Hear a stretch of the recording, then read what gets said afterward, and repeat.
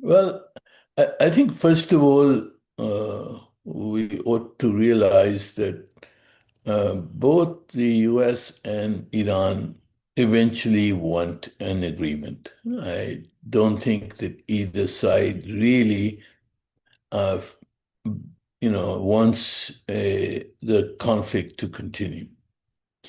Uh, However, um, I think both sides also want to show that they will accept an agreement from a position of strength and that they have actually won the war or more or less come up on top during this conflict. And as a consequence of that, the immediate issues have become more important than the core issues. The immediate issues being the blockage of the Strait of Hormuz and the counter blockade of the United States.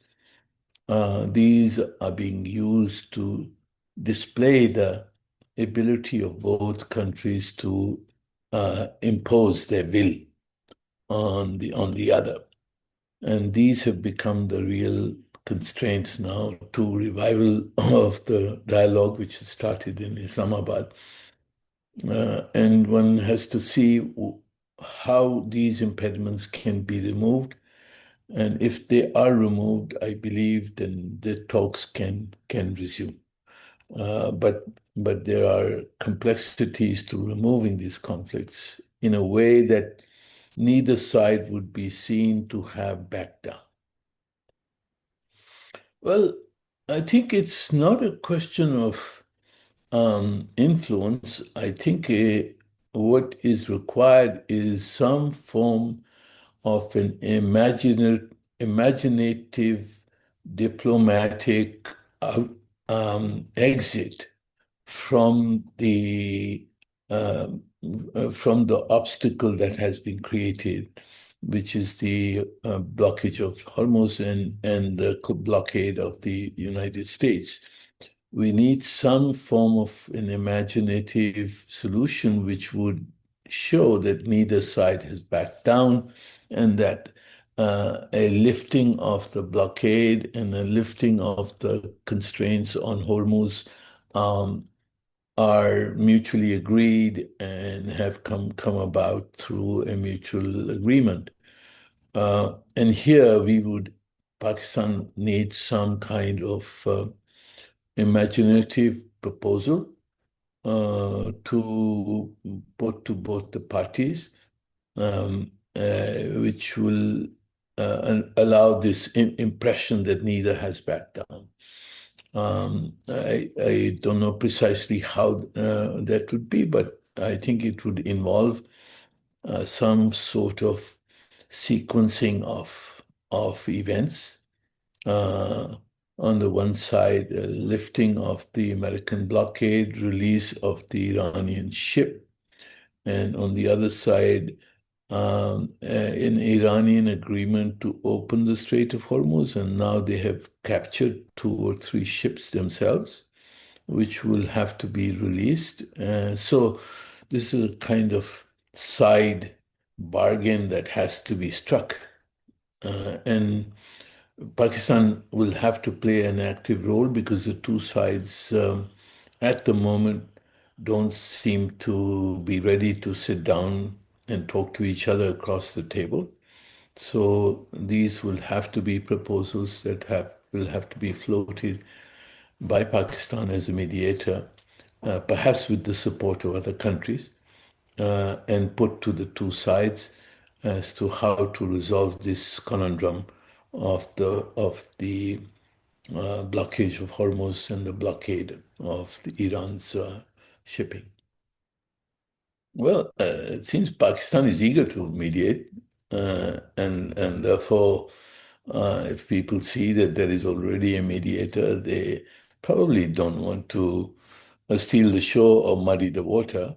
But nevertheless, I think it now devolves on Pakistan, having got Trump to agree to an extension, We have to try to convince the Iranians to agree that this is an extension, because Iran has not yet agreed that this is actual extension of the ceasefire. And then we have to put forward some kind of a proposal. I don't believe we should do it just by ourselves. We should get the Quad behind it, and we should get China and Russia to support it. And if there is a concerted move from from all sides, with the support of regional and the great powers, then our proposal will have some weight and hopefully will be accepted by the two sides without either side losing face. So I think that's the first step we need to do, and I don't think it will happen in a second round. It needs to happen, I believe, before the second round. Yes, obviously they are testing each other's will, and trying to exert pressure, but it's also a play to their domestic audiences. They have to show that they are taking a tough line, and that whatever agreement happens will be the result of this tough line that they have taken, and the other side has backed down. This is the dilemma. This is where diplomatic finesse will have to be exercised to reach an agreement that would enable both sides to say that their position or their ploy in putting the blockade has been successful, has served its purpose. So it'll have to be kind of imaginative proposal, as I said, and with the support of all the major powers. I think that's the way we ought to go about it. But there is a danger that if this is not achieved soon enough, the two parties, because of the sort of escalatory rhetoric, they could fall back into de facto reopening of hostilities at the maritime level. And then this maritime hostilities could escalate into, once again, a bombing campaign. So we have to work hard, and we have to work very quickly to avoid such an outcome. Well, I think it's quite clear that the so-called hardliners, one doesn't know the real configuration of power in Tehran today, but presuming that there are hardliners, it's obvious that they are not happy with the way that the United States has acted in maintaining the blockade while extending the ceasefire, previously and now.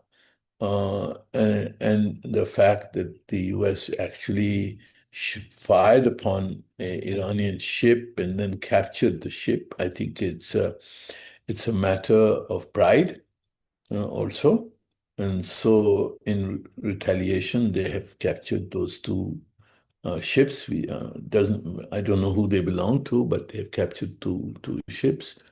And this could go on. Escalation by US interdiction of Iran-bound ships, and Iranian retaliation by capturing or attacking other ships in the Gulf. And we have to avoid that, and therefore find a way out of this impasse. Well, I mean, it's obvious that if this escalation continues, at some point, the ceasefire will actually break down. Whether it happens gradually through accretion of such actions, or it becomes a kind of declared policy that either the US side or the Iranians say, well, his hostilities have resumed. It will obviously imply intensification of bombing on Iran. The Hormuz is closed, so the impact on the oil markets is already there. That obviously will not change. It will just reinforce the fact that Hormuz is closed and there's no oil or other commodities flowing in and out of the Gulf. But if the attacks resume, and presumably the US has said they will attack Iran's infrastructure, which means their power plants, oil facilities, etc. And the Iranians have said they will retaliate by destroying the oil facilities and desalination plants, etc., in the GCC, as well as attacking Israel.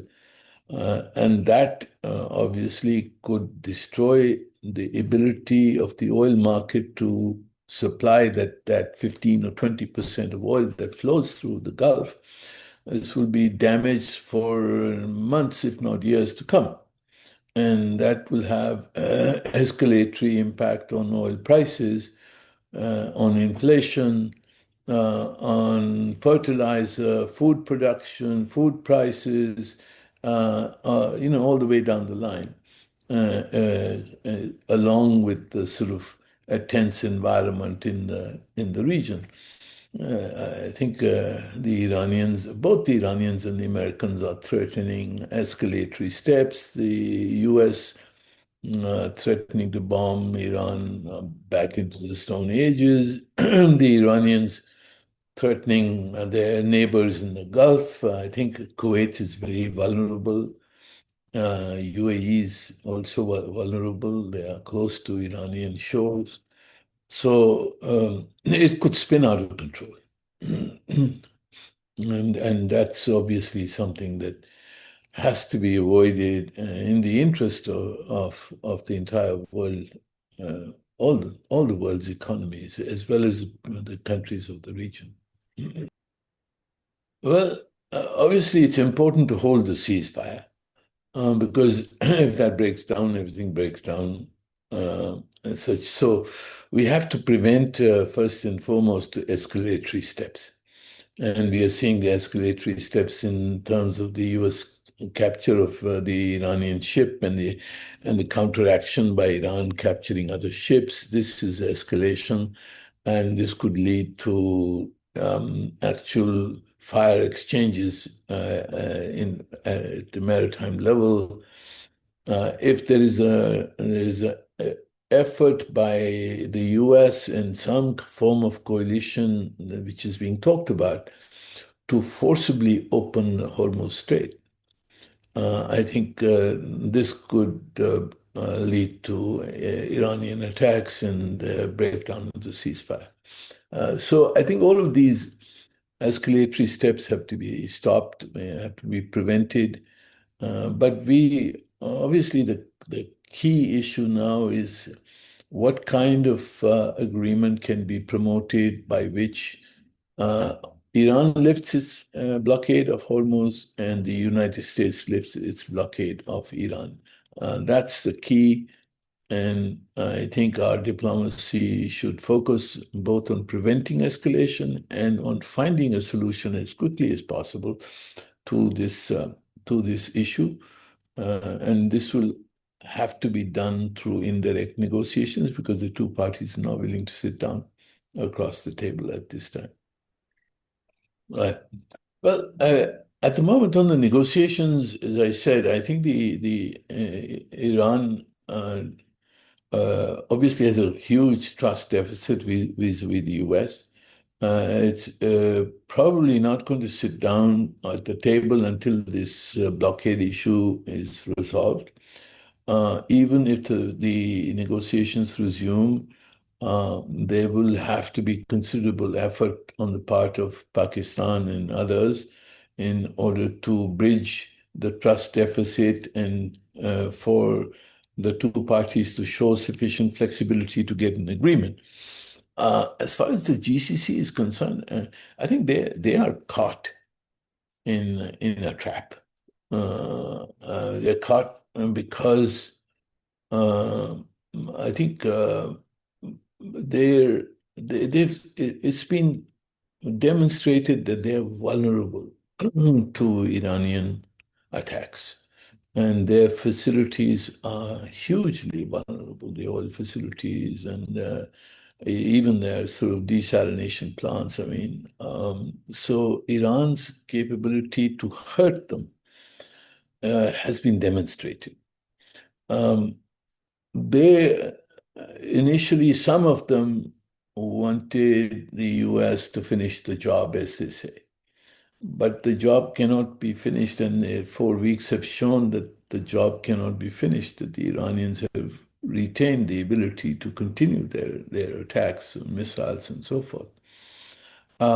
So I think that at the moment, the GCC as such is not a critical player in these negotiations, except to support the efforts by Pakistan to find a diplomatic solution. So I think that's their best bet at the moment. Some of them have indicated that they will exit the U.S. Military bases.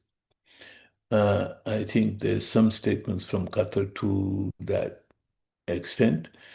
I think the Saudis also probably have communicated similar sentiments as such. So they may be insulated from any revival of attacks that are likely to happen. So the best protection the GCC has at the moment is to disavow the participation of US bases on their territory. You saw the reports about the Russian foreign minister's answer to the UAE ambassador. That was a harsh answer and a wake-up call, as to what can be expected from Russia, at least. So I think the GCC's best bet to avoid further damage if hostilities resume. I mean, their first best bet is to get a ceasefire and to get a agreement and to support Pakistan to get this agreement. Until then, the best bet is to find some way of insulating themselves from possible Iranian retaliatory attacks or whatever attacks they get. And I think Qatar and Saudi Arabia have indicated some ways to do that. Perhaps Kuwait and others may also follow. The UAE is in a more exposed position because of its close relationship with the US, with Israel and India, and may once again become the main target for the Iranians. But that's it's a kind of bystander role at the moment. The main game now is between US and Iran, and the mediatory efforts of Pakistan have become critical in this situation. No, I mean, let's be clear. The issues, the core issues. I mean, apart from this blockade issue, which has become an issue, which is not an issue at the outset, and this has become a kind of a first immediate kind impediment to negotiations. But the core issues that were under discussion, the core issues being the nuclear issue. Secondly, the sanctions issue and Iranian assets, etc. The issue of Iran wanting security assurances against a repetition of such aggression, and then, of course, flowing from all of that, the future structure of peace and security in the region. These are so core issues were nuclear and sanctions. Added issues were a need for security assurances and a security architecture. These will be the core issues on the basis of which a comprehensive agreement will have to be reached. But these are not going to happen overnight. The negotiations will have to be conducted over time, patiently, carefully. But for that, you need a ceasefire. B, you need to prevent any actions that are escalatory in nature, such as the blockage. I think if the blockage issue is resolved, Hormuz will open. At least the pressure on the oil markets on the world will decrease, and then the parties can sit and negotiate patiently to reach an agreement. The threat to Hormuz will always be there. That is Iran's trump card now. Pardon the the pun, but that is Iran's trump card, and they will play it in order to extract the best deal possible.